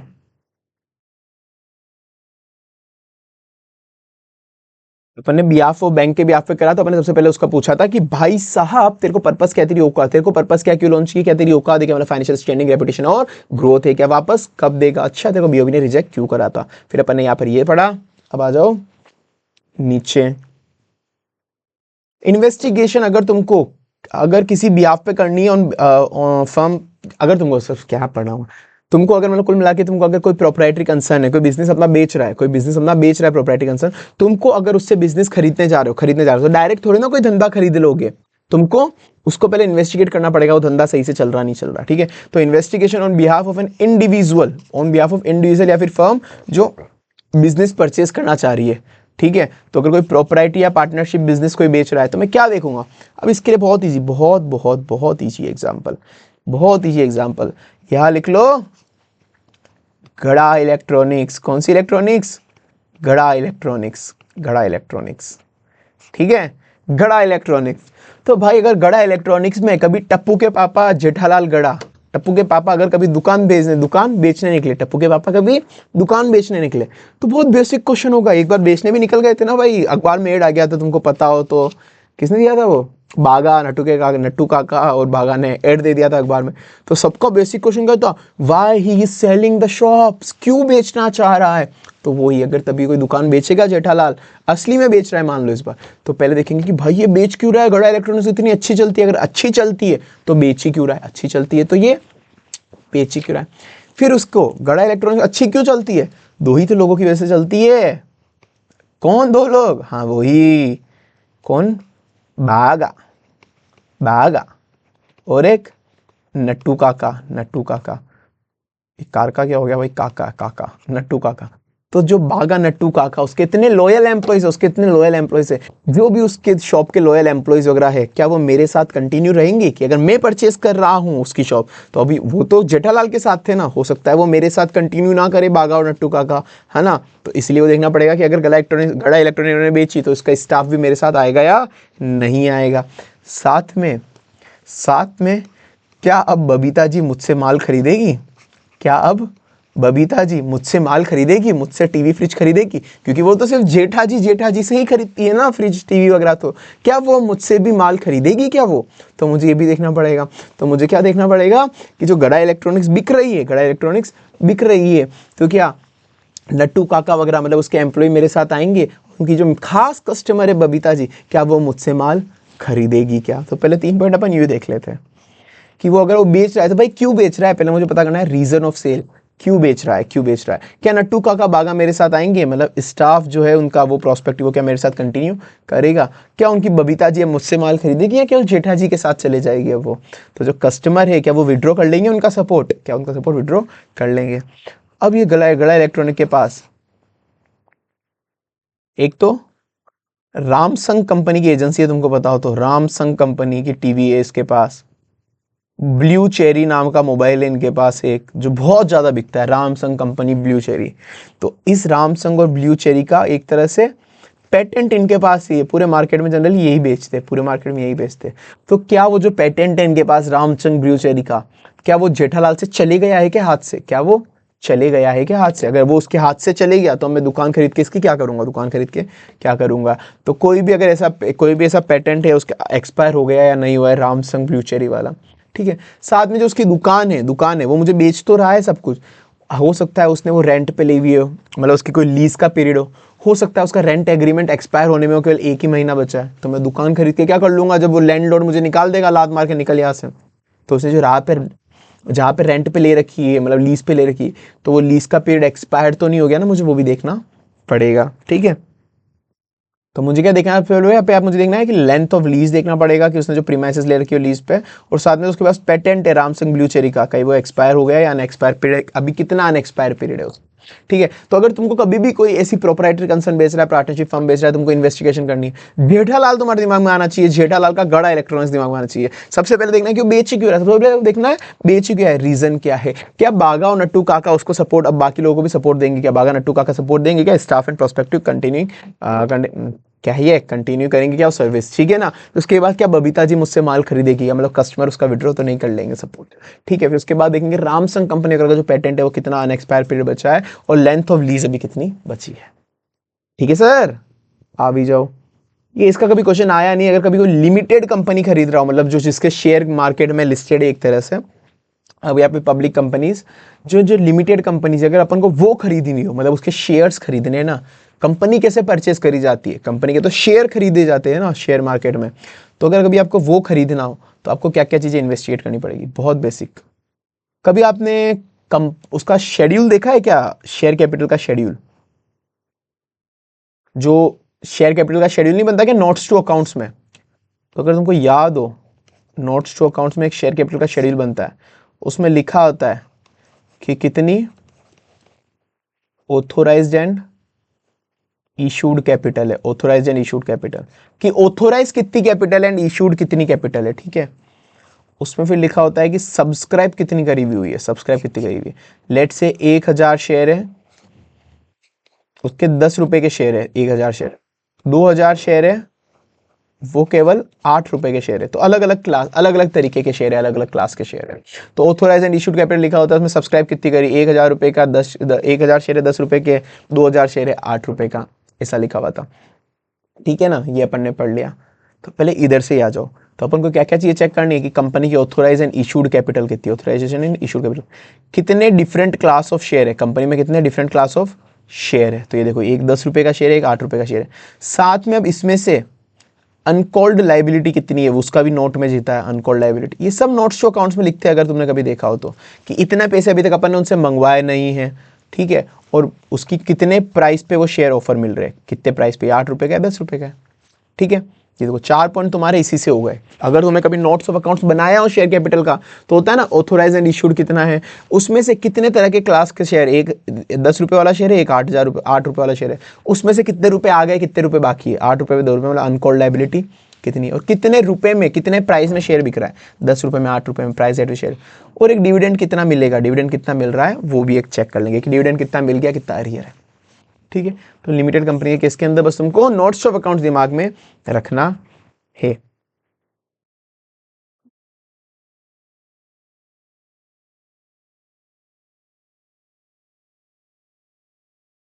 इन्वेस्टिगेशन ऑफ फ्रॉड, फ्रॉड के केस के अंदर तुमको अगर इन्वेस्टिगेशन करनी है कि यहाँ पर कंपनी में फ्रॉड हुआ है नहीं हुआ, तो ये देखो सबसे पहले कैश रिसिप्ट वाला फ्रॉड, ये सबसे पहले कैश रिसिप्ट वाला फ्रॉड। तो कैश में पहले तो फ्रॉड कैसे हो सकता है, way of committing fraud, fraud कोई कैश में कैसे कर सकता है कोई इंसान। तो देखो ये भी दिखा दो, अगर सबसे पहले कैश में कोई, मतलब उसको कैश मिला, किसी एम्प्लॉय को कैश मिला और उसने खुद खा गया, वो कैश खुद खा गया, तो कैसे फ्रॉड कर सकता है कैश के अंदर। जनरली कैश कहाँ से मिलेगा, लेट्स से या तो सेल्स से मिलता है, जनरली कैश सेल्स से मिलता है या फिर डेटर से मिलता है। कैश कहाँ से आएगा, या तो अपन ने कैश सेल्स करी, या तो अपन ने कैश में कोई माल बेचा है तो कैश आएगा, या फिर डेटर से पैसा आएगा, फिर डेटर से पैसा आएगा। तो वो पता है वो क्या बोल रहा है, कैश में जो सेल हुआ ना, तो असली में कैश में सेल हुई, पर उसने एंट्री पता है क्या पास करी, उसने कहा कि नहीं नहीं क्रेडिट में सेल हुई, नहीं नहीं क्रेडिट में सेल्स हुई। ये देखो वो कैश सेल को या तो क्रेडिट सेल बता रहा है, या फिर जो डेटर से पैसा आया, डेटर से पैसा आया, तो डेटर से पैसा आने की एंट्री क्या होती है, cash account debit to debtor, cash account debit to debtor. उसने पता है डेबिट में कर दिया, क्या कर दिया कैश की जगह, वो बोल रहा है कि नहीं नहीं पैसा आया ही नहीं है तो बैड डेब्ट हो गया, या तो उसने बैड डेब्ट को डेबिट कर दिया, या फिर बोल रहा है नहीं नहीं ये तो सेल्स रिटर्न हो गया, सेल्स रिटर्न हो गया, सेल्स रिटर्न हो गया, ठीक है। तो ये देखो या तो वो उसको बैड डेब्ट बता रहा है, या फिर उसको सेल्स रिटर्न का हो गया, गुड्स रिटर्न बता रहा है, या फिर वो बोल रहा है नहीं नहीं, है तो हमने डिस्काउंट दे दिया, उसको डिस्काउंट दे दिया, मतलब पैसा आया ही नहीं, वो झूठ झूठ बोल रहा है, वो ऐसा बोल रहा है हमने उसको डिस्काउंट दे दिया, हमने उसको डिस्काउंट दिया। तो वो जहां पर होना चाहिए था cash account debit to debtor, तो वो डेबिट में क्या कर रहा है, बैड डेब्ट बता रहा है, बैड डेब्ट बता रहा है, नहीं नहीं पैसा आया नहीं, बैड डेब्ट हो गया, नहीं नहीं वो माल वापस ले आया, तो पैसा ही नहीं आया, ये माल वापस ले आया, हमने उसको डिस्काउंट दे दिया, या हमने उसको डिस्काउंट दे दिया। बैड डेब्ट सेल्स रिटर्न डिस्काउंट, बैड डेब्ट सेल्स रिटर्न डिस्काउंट, बैड डेब्ट सेल्स रिटर्न डिस्काउंट, बैड डेब्ट सेल्स रिटर्न डिस्काउंट, बैड डेब्ट सेल्स रिटर्न डिस्काउंट, बैड डेब्ट सेल रिटर्न डिस्काउंट, बैड डेब्ट सेल्स रिटर्न डिस्काउंट, बैड डेब्ट सेल्स रिटर्न डिस्काउंट। तो ये देखो सबसे पहले मैंने क्या कहा कि दो तरह से पैसा आ सकता है, तो कैश से आएगा, डेटर से आएगा, कैश से आएगा या डेटर से आएगा। अगर कैश से पैसा आ रहा है तो बोल रहा है कि नहीं नहीं क्रेडिट में माल बिका, क्रेडिट में माल बेचा, कैश सेल को उसने क्रेडिट में एडजस्ट कर दिया। डेटर से अगर पैसा आ रहा है तो क्या बोल रहा है, डेटर से आया ही नहीं, बैड डेब्ट हो गया, सेल्स रिटर्न हो गया, डिस्काउंट हो गया, बैड डेब्ट हो गया, सेल्स रिटर्न हो गया, डिस्काउंट हो गया। देखो बैड डेब्ट हो गया, सेल्स रिटर्न हो गया, गुड्स रिटर्न कर दिए या फिर डिस्काउंट दे दिया। बैड डेब्ट, सेल्स रिटर्न, बैड डेब्ट, सेल्स रिटर्न और डिस्काउंट, बैड डेब्ट, सेल्स रिटर्न और डिस्काउंट, ये 3 पॉइंट है।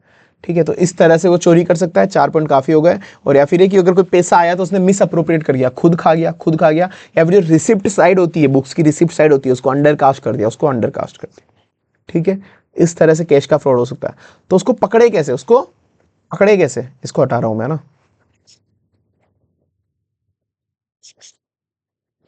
अगर तुमको उसको पकड़ना है, उसको तुमको पकड़ना है, तो तुमको इन्वेस्टिगेशन में करनी है कि पहले तुमको देखना है कि किस किस जगह से पैसा आ सकता है, डिफरेंट सोर्सेस क्या है पैसा आने के,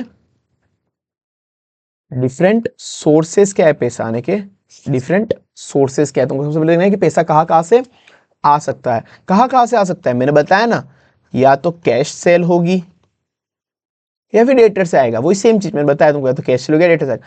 अब जो भी इनका पैसा है ना, चुपचाप बैंक अकाउंट में डिपॉजिट कर दो, चुपचाप बैंक अकाउंट में डिपॉजिट कर दो, और जब चाहिए तब उधर से विड्रॉ कर लो, जब चाहिए तब उधर से विड्रॉ कर लो। क्या बोला मैंने तुमको, सबसे पहले देखो कि किस किस सोर्स में कंपनी में किस किस सोर्स से पैसा आ सकता है, कंपनी में किस किस सोर्स से पैसा आ सकता है। सर या तो कैश सेल से आएगा पैसा, या डेटर से आएगा, या फिर स्क्रैप सेल वगैरह इन छोटी मोटी चीजों से आएगा। ठीक है, स्क्रैप सेल्स का माल वाल बेचा स्क्रैप, तो क्या तो जनरली कैश सेल से आएगा या डेटर से आएगा। तो अब ये जो भी पैसा आया उसको बैंक में डिपॉजिट कर दो, उसको बैंक में डिपॉजिट कर दो, उसको बैंक में, और जब भी जरूरत है तो विड्रॉ कर लो, जब भी जरूरत है तो विड्रॉ कर लो। तो किस किस सोर्स से पैसा आ सकता है, फर्स्ट पॉइंट ये। तो इनकम कहाँ कहाँ से, डिफरेंट सोर्स से आ सकती है, वो देखो इन्वेंट्री से, सेल्स से, सेल्स रिटर्न से, कि जो भी आ सकती है, मतलब सेल्स समरी से। ठीक है, जैसे के या तो आएगा वो कैश सेल से, या आएगा कस्टमर से, मतलब डेटर से, रिकवरी हुई कस्टमर से मतलब डेटर से। तो पैसा कहां से आएगा, या तो कैश सेल से या डेटर से। तो कैश सेल को प्रॉपर्ली तुम वाउच करो। कस्टमर से अगर कोई रिकवरी हुई है तो तुमने कस्टमर का भी जब पैसा देके जाता है तो अपन उसको एक रिसिप्ट इशू करते हैं, तो वो रिसिप्ट चेक कर लो। ठीक है, तो किस किस से पैसा आ सकता है, सेल से आ सकता है, डेटर से, डेटर मतलब कस्टमर से। ठीक है, अब वो जो पैसा है उसको बैंक में जमा करा दो और जब चाहिए विड्रॉ कर लो। पैसा है उसको बैंक में जमा करा दो, जब चाहिए उसको विड्रॉ कर लो। तो जब भी तुमने बैंक में जमा कराया पैसा तो उसकी एक स्लिप होती है, बैंक में जमा कराने की एक स्लिप होती है, तो वो स्लिप चेक कर लो कि पैसा बैंक में जमा कराया। और जब विड्रॉ करते हो तो विड्रॉ करने के लिए तुम पासबुक से देख लो कितना पैसा विड्रॉ करा। ठीक है सर, तो मैंने क्या बोला, किस किस सोर्स से पैसा आ सकता है, किस किस सोर्स से पैसा आ सकता है, या तो कैश सेल से आ सकता है या डेटर से आ सकता है। कैश सेल से या डेटर, डेटर मतलब रिकवरी फ्रॉम कस्टमर। जो भी पैसा है उसको बैंक में जमा करा दो, जो भी पैसा है उसको बैंक में जमा करा दो, और जब चाहिए उसको विड्रॉ कर लो, जब चाहिए उसको विड्रॉ कर लो।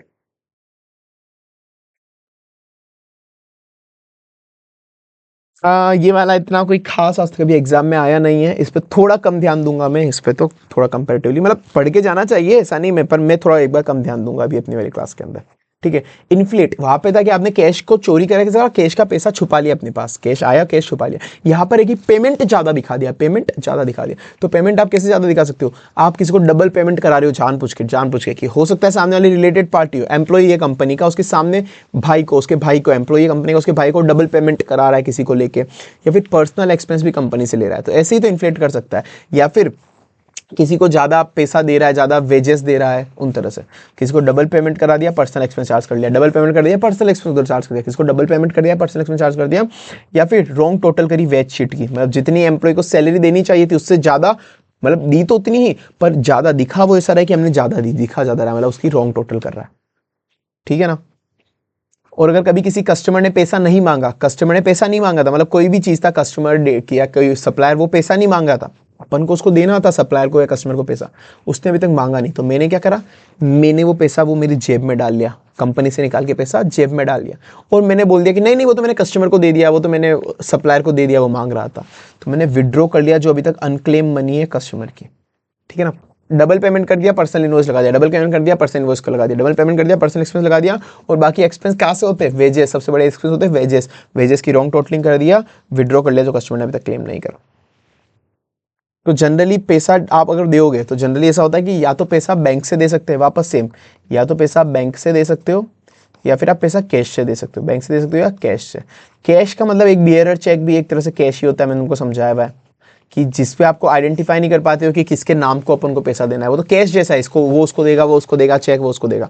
बियरर चेक भी एक तरह से कैश ही होता है, मैंने समझाया हुआ है चीज़, तो समझाने पे नहीं चाहूँगा मैं अभी, ठीक है।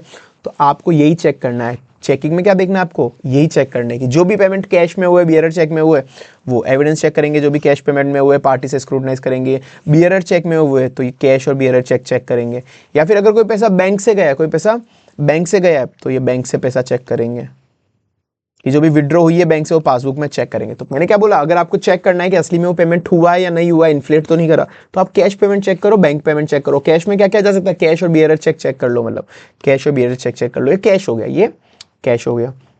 बैंक से कोई पैसा गया मतलब बैंक की पासबुक देख लो, बैंक की पासबुक देख लो आप, ठीक है। उसके बाद ये 3 पॉइंट हो गए, और कैश बुक वापस एक और कैश का एक और पॉइंट हो गया, कैश बुक वाउच कर लो, जैसे पासबुक होती है वैसे कैश बुक वाउच कर लो, ठीक है। कैश के रिलेटेड कैश पेमेंट देख लो, बियरर चेक देख लो, कैश बुक चेक कर लो, बैंक की पासबुक चेक कर लो। और ये देखो एक अपन नहीं पढ़ा था उसका यहाँ पे बना दो कि जो वेजेस की अपन ने रॉन्ग टोटलिंग करी हो तो वेजेस की टोटलिंग चेक कर लो, वेजेस की टोटलिंग चेक कर लो। तो आपको चेकिंग में क्या क्या करना है कि पैसा इन्फ्लेट नहीं करा हो, आपको देखना है कि कैश पेमेंट क्या क्या करा, बैंक पेमेंट क्या क्या करा। कैश पेमेंट में अपन ने कैश पेमेंट वाउच कर लिया, कैश बुक वाउच कर ली, कैश पेमेंट वाउच कर लिया, कैश बुक वाउच कर ली, ठीक है। और साथ में बियरर चेक भी कैश जैसा होता है। बैंक से पेमेंट करा तो बैंक पासबुक चेक कर लो। और अगर ये हो गए, वैसे काफी पॉइंट याद हो गए, पर अगर वेजेस भी है तो वेजेस की टोटलिंग चेक कर लो।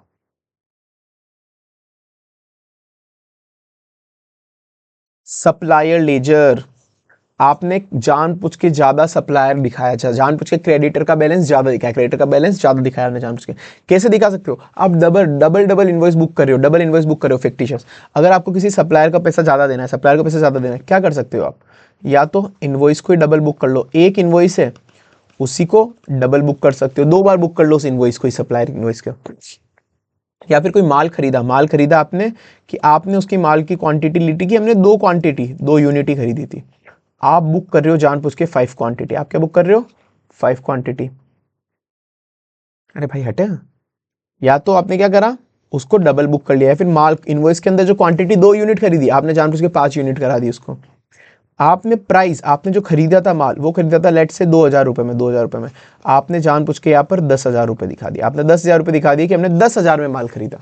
तो या तो आपने इनवॉइस को डबल बुक करा लिया, या फिर उसी इनवॉइस के अंदर क्वांटिटी ज्यादा ले लिया, प्राइस ज्यादा ले ली, क्वांटिटी ज्यादा ले लिया, प्राइस ज्यादा ले ली, जिससे सप्लायर का लेजर ज्यादा दिखे, सप्लायर का लेजर ज्यादा दिखे। या तो आपने उसी इनवॉइस को डबल बुक करा दिया, फिर क्वांटिटी ज्यादा बुक कर दी और प्राइस ज्यादा बुक कर दिया। तो क्वांटिटी ज्यादा बुक कर दिया, प्राइस ज्यादा बुक कर दिया। डबल मतलब आपने फिक्टिशियस या डुप्लीकेट इनवॉइस बुक करा दिया। प्राइस मतलब जितनी प्राइस से अपन जनरली मार्केट में खरीदते हैं उससे ज्यादा आपने बुक कराया है, invoice at a price higher than the market, आप ऐसे करा। या फिर क्वांटिटी ज्यादा कर लिया, तो सेम इनवॉइस में या तो क्वांटिटी ज्यादा कर लिया, प्राइस ज्यादा कर ली। क्वांटिटी कैसे ज्यादा कर सकती हो, कि जब मैं गुड्स को रिटर्न करता हूं तो क्रेडिट नोट मिलता है, क्रेडिट नोट मिलता है, तो मैंने वो क्रेडिट नोट छुपा लिया, मतलब क्वांटिटी ज्यादा दिखाई, असली में तो मैंने यूनिट को रिटर्न कर दिया था, यूनिट को रिटर्न कर दिया तो क्वांटिटी को मैंने रिटर्न कर दिया, पर वो क्रेडिट नोट मैंने छुपा लिया। सुप्रेसिंग द क्रेडिट नोट, ठीक है ना, सुप्रेसिंग द क्रेडिट नोट। तो या तो मैंने उसी इनवॉइस को 2 बार बुक कर लिया, डबल बुक करा लिया फिक्टिशियस इनवॉइस लेके, या फिर डबल बुक करा लिया, या फिर उस इनवॉइस के अंदर क्वांटिटी ज्यादा कर दी, प्राइस ज्यादा कर दी, प्राइस ज्यादा मतलब मार्केट प्राइस ज्यादा बुक करा दी, या फिर क्वांटिटी ज्यादा कर दी कि क्रेडिट नोट छुपा लिया। और अगर कोई सप्लायर ने कोई पैसा नहीं मांगा हो, तो अनक्लेम पैसा हो, तो मैंने खुद ने वो निकाल के विड्रॉ कर लिया, ठीक है। वैसे यही काम का था। अब उसके बाद ये इन्वेस्टिगेशन चेकिंग का पूछ भी ले तो पूछ भी ला, ICAI का भरोसा नहीं है। ये तो 3 वे चेकिंग हुई, जो भी आपने जर्नल बुक करी, मतलब जो एंट्री बुक करी, उसको देखो कि असली में वो माल आया नहीं आया, सप्लायर का इनवॉइस भी चेक करो। इसको जनरली कहते हैं ना 3 वे चेकिंग, जो बोलते हैं अपन 3 वे चेकिंग, तो वो कर लो। तो अपना यहाँ पे डर क्या था, अपना डर क्या था, उस हिसाब से चेकिंग देखो। अपना डर था कि असली में वो माल आया ही नहीं और अपन ने पे करा दिया, असली में माल आया नहीं और अपन ने पे करा दिया। तो जो भी एंट्री आपने बुक करी है, जो भी एंट्री बुक करी है, तो उसमें देखो गुड्स इनवर्ड रजिस्टर देखो कि असली में वो माल अपने पास आया था, और सप्लायर का इनवॉइस भी चेक करो, सप्लायर का इनवॉइस भी चेक करो। और अपन को डर था कि सप्लायर, मतलब वही था अपन को डर कि डुप्लीकेट इनवॉइस बुक कर ले, तो सप्लायर से ही कंफर्म करो कि कितनी क्वांटिटी में माल भेजा, कितना माल भेजा, कितना अमाउंट का इनवॉइस था। तो सप्लायर से कंफर्म कर लो, कंफर्मेशन, उससे स्टेटमेंट मंगवा लो, सप्लायर से स्टेटमेंट मंगवा लो, मतलब सप्लायर से ही कंफर्मेशन ले लो, और अपने इंटरनल कंट्रोल अच्छे कर दो परचेज ऑर्डर पे, इंटरनल कंट्रोल अच्छे कर दो परचेज ऑर्डर पे। ठीक है, तो इन्वेस्टिगेशन क्या करनी है, अपन को डर था कि सप्लायर के रिलेटेड इनवॉइस में कोई गड़बड़ी हो जाएगी, असली में माल आया ही नहीं हो तो भी पे कर दे। तो असली में माल आया नहीं आया, इसलिए गुड्स इन्वर्ट रजिस्टर देखो, सप्लायर का इनवॉइस देखो, गुड्स इन्वर्ट रजिस्टर देखो, सप्लायर का इनवॉइस देखो। ठीक है, अपन ने माल आया नहीं आया इसलिए ये देखो, साथ में सप्लायर से कंफर्मेशन ले लो, सप्लायर से कंफर्मेशन ले लो, इंटरनल कंट्रोल अच्छे कर दो।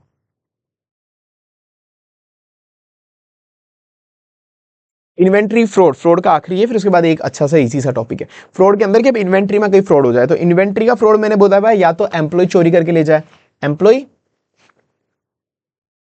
चोरी करके ले जाए, एम्प्लॉय मतलब थेफ करके ले जाए, एम्प्लॉय चोरी करके ले जाए। तो एम्प्लॉय जब चोरी करेगा तो पता है क्या करेगा, वो बुक्स को मैनिपुलेट कर सकता है, बुक्स को मैनिपुलेट कर सकता है। मैं बोलूंगा बुक्स को कैसे मैनिपुलेट करेगा, वो बुक्स के अंदर दिखा देगा कि कोई गुड्स में उठा के ले गया, चोरी करके ले गया, पर ना बुक्स में वो दिखा देगा कि ये बुक गुड्स पड़ा पड़ा खराब हो गया था तो हमने राइट ऑफ कर दिया, फेंक दिया, गुड्स को फेंक दिया, राइट ऑफ कर दिया। तो बुक्स को मैनिपुलेट कर सकता है। या फिर वो दिखा देगा कि हमने कोई रॉ मटेरियल चुरा के ले गया, रॉ मटेरियल चुरा के ले गया, वो बोल रहा है नहीं नहीं हमने तो प्रोडक्शन डिपार्टमेंट को दे दिया था, वो प्रोडक्शन डिपार्टमेंट को दे दिया। तो वहाँ पे इन्फ्लेट कर रहा है, कोई रॉ मटेरियल मैं चुरा के ले गया, पर मैं क्या वहाँ पे लिख रहा हूँ बुक्स में कि नहीं नहीं ये तो हमने प्रोडक्शन डिपार्टमेंट को दे दिया, उसने इससे फिनिश गुड्स बना लिया, उससे इससे फिनिश गुड्स बना लिया। तो अगर कोई एम्प्लॉय चोरी करेगा, अगर कोई एम्प्लॉय चोरी करेगा तो या तो बुक्स को मैनिपुलेट कर सकता है, बुक्स को मैनिपुलेट कर सकता है वो चोरी करने के बाद, एम्प्लॉय चोरी करने के बाद वो बोलेगा हमने प्रोडक्शन डिपार्टमेंट को दे दिया, प्रोडक्शन डिपार्टमेंट को दे दिया। तो वो ये यहाँ पे यही पॉइंट है कि एम्प्लॉय गुड्स को ले जा सकता है, जैसे चोरी कर सकता है, वो चोरी कर सकता है, उसको राइट ऑफ दिखा सकता है चोरी करके। फिर बुक्स को मैनिपुलेट कर सकता है, वो मैनिपुलेट कर सकता है रिकॉर्ड्स को, ठीक है, रिकॉर्ड्स को मैनिपुलेट कर सकता है। कैसे मैनिपुलेट कर सकता है वो बताएगा कि ये हमने प्रोडक्शन को दे दिया था, मतलब प्रोडक्शन को जो दिया उसकी इन्फ्लेट कर दी क्वांटिटी, तो हमने रॉ मटेरियल असली में ले गया पर मैंने प्रोडक्शन में डाल दिया, वो कि भी प्रोडक्शन ले गया था। ठीक है,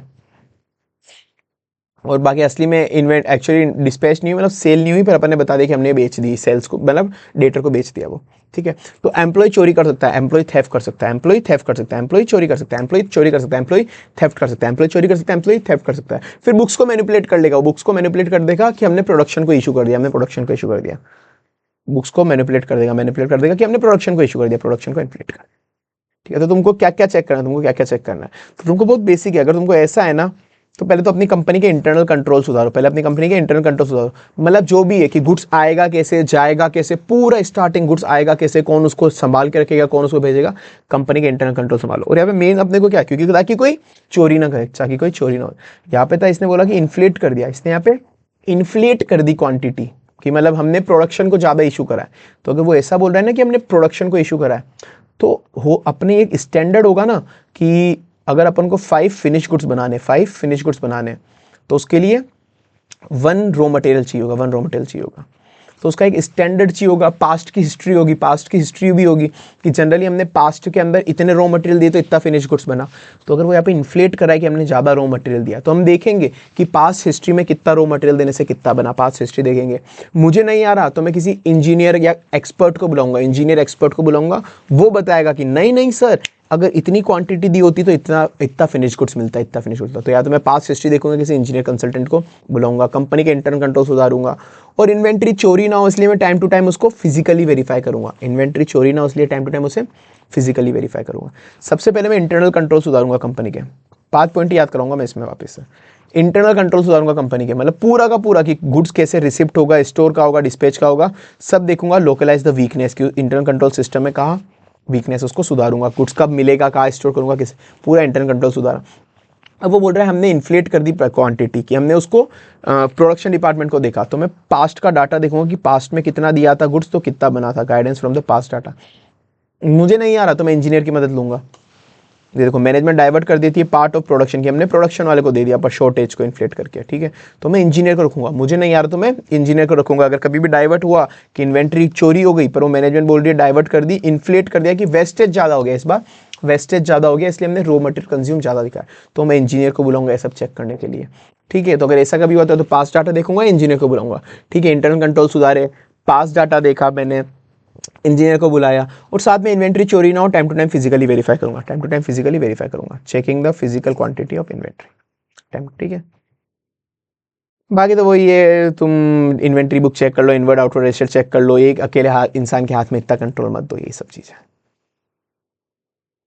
लास्ट टॉपिक इसका याद करने का बचा है रिपोर्टिंग। जो इन्वेस्टिगेटर अब रिपोर्ट बनाएगा, इन्वेस्टिगेटर एक रिपोर्टिंग जो बनाएगा अपनी ऑडिट की रिपोर्ट, जो इन्वेस्टिगेटर की रिपोर्ट बनाएगा, तो उसके अंदर मैंने तुमको बहुत बार बोला है, कभी भी कोई भी रिपोर्ट बनाओ तो रिपोर्ट डायरेक्ट नहीं बन जाती है कि तुमने डायरेक्ट लिख दिया रिपोर्ट में कि हमारी ये फाइंडिंग है, कभी भी ऐसे नहीं। स्टार्टिंग में बहुत आलतू फालतू चीज़ें लिखनी होती है कि मैं कौन हूँ, नेचर, स्कोप, लिमिटेशन क्या थी, मेरे असाइनमेंट का ऑब्जेक्टिव क्या था, नेचर, स्कोप, ऑब्जेक्टिव, लिमिटेशन, सब कुछ लिखना होता है कि मैंने इन्वेस्टिगेशन क्यों करी, किस नेचर की करी, क्या मेरे पे लिमिटेशन लगाई गई, क्या मेरा स्कोप क्या क्या था, मैंने क्या क्या चीज़ चेक करी, सब चीज़ें, nature, scope, objective, limitation, nature, scope, objective, limitation, ये सब आलतू फालतू चीज़ें पहले लिखनी पड़ती है। सबसे पहले नेचर, स्कोप, ऑब्जेक्टिव, लिमिटेशन, पहले आलतू फालतू, तो आपको हमेशा अपनी ऑडिट रिपोर्ट में क्लियरली लिखना है नेचर, स्कोप, ऑब्जेक्टिव, लिमिटेशन क्या क्या थे, लिमिटेशन, रिस्ट्रिक्शन, नेचर, स्कोप। हाँ, कोई भी ऑडिट रिपोर्ट, कोई भी मतलब इन्वेस्टिगेशन ऑडिट रिपोर्ट बनाओ, ये लिखना ही लिखना होता है। इंट्रोडक्शन पे रहा नेचर, मेरा क्या नेचर था इस काम का, क्या क्या स्कोप था, क्या चेक करा, मेरे पे क्या लिमिटेशन थी,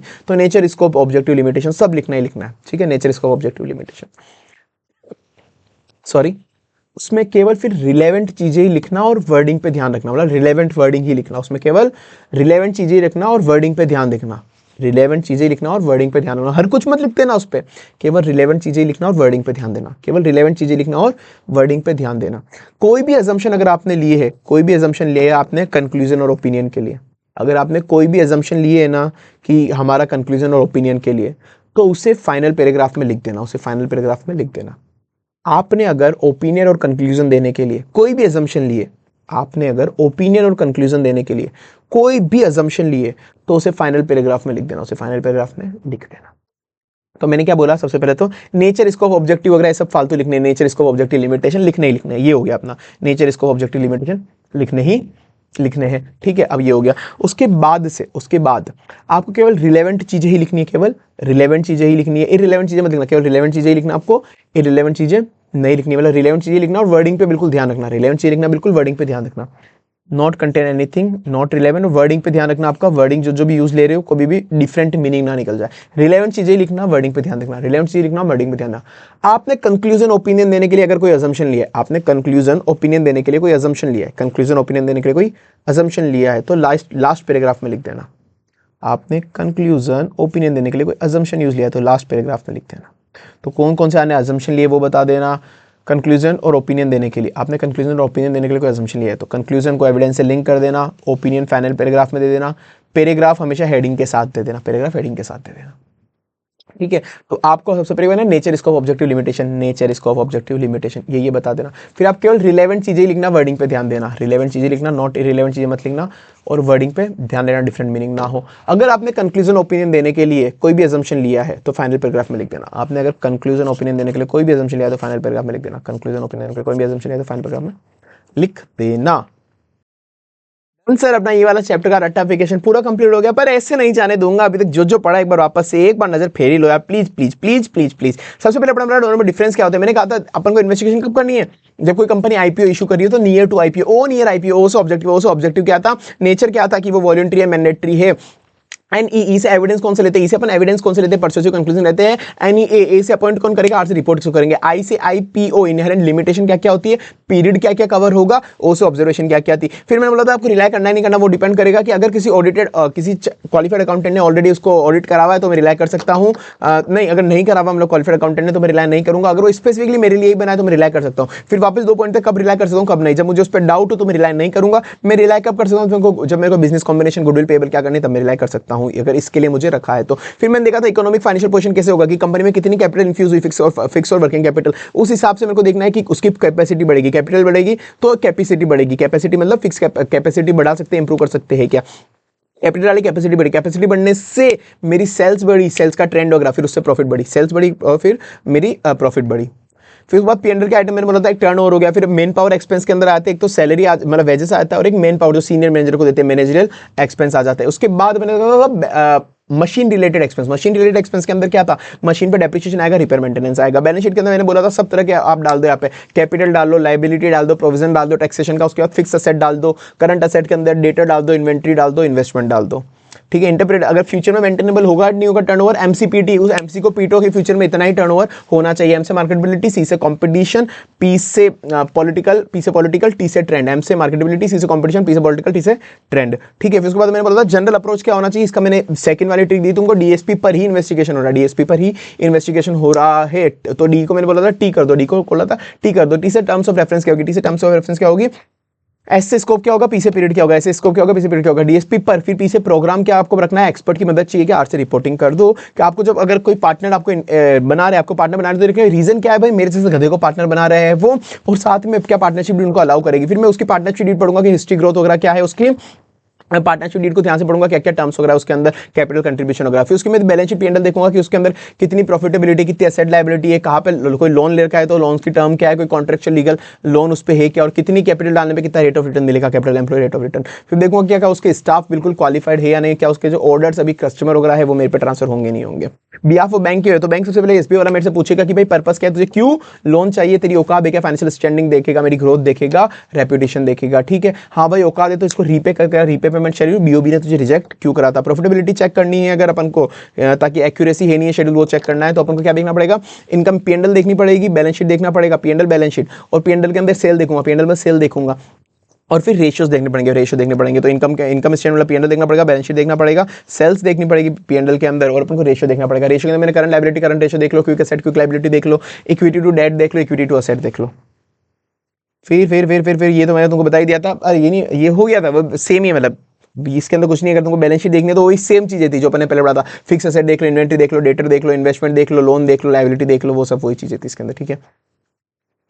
फिर आपको अगर कोई आपको जेठालाल अगर दुकान बेच रहा है प्रॉपर्टी फर्म, तो देखना कि जेठालाल क्यों बेच रहा है, रीजन क्या है, क्या बबीता जी मतलब मेरी कस्टमर रहेगी, क्या नट्टू काका वगैरह मेरा स्टाफ रहेगा नहीं रहेगा। उसके पास अगर ब्लू चेरी वगैरह की एजेंसी है तो कोई पेटेंट है तो वन एक्सपायर रहेगा, उसके दुकान लीज पे वो दुकान मेरे पास रहेगी। लिमिटेड कंपनी में मैंने बोला था सबसे पहले नोट्स टू अकाउंट अज्यूम करो, authorise and issued share capital कितनी है, उसके अंदर कितने डिफरेंट क्लास के शेयर है, कितने कितने रुपए में बिक रहे हैं, कितनी अभी तक अनकॉल्ड और कितना डिविडेंड मिलता है। इन्वेस्टिगेशन फ्रॉड वाला मैंने बताया था कि जब भी आपको अगर कमिट करे कैश रिसिप्ट का अगर होगी, कैश छुपा सकते हो, कैश छुपे कैश कहाँ से मिलता है, या तो आपको कैश सेल से मिलेगा, डेटर से मिलेगा। तो कैश सेल को क्रेडिट सेल बनाया, डेटर को मैंने बोला कि या तो बैड डेप्ट हो गया या उसने माल ही रिटर्न कर दिया, मैंने उसको डिस्काउंट दे दिया, फिर उसकी टोटल में मैंने डिफरेंस कर दिया। तो अगर इन्वेस्टिगेशन करना है तो डिफरेंट सोर्सेस क्या क्या, डिफरेंट सोर्सेस क्या क्या, या तो कैश सेल हो सकती है, डेटर से पैसा मिलेगा, कैश सेल हो सकती है, डेटर से मिलेगा, मतलब कैश सेल वाउच करनी है और डेटर मतलब रिकवरी फ्रॉम डेटर मिलेगा। अब उस पैसे को मुझे बैंक में जमा कराना है तो उसकी पेन स्लिप देखेंगे, जब भी बैंक से विड्रॉ करना है तो विड्रॉ की पासबुक देखूंगा।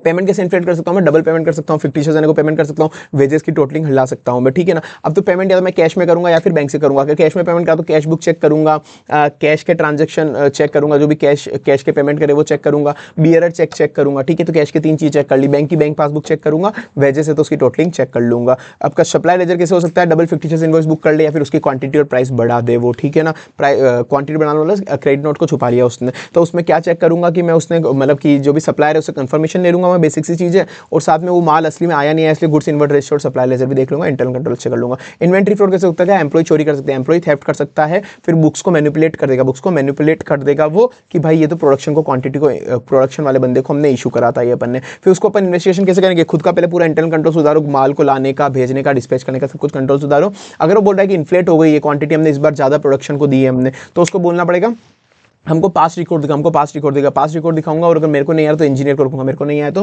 इंजीनियर को रखूंगा, और बाकी फिजिकली वेरीफाई भी कर लूंगा क्वांटिटी को।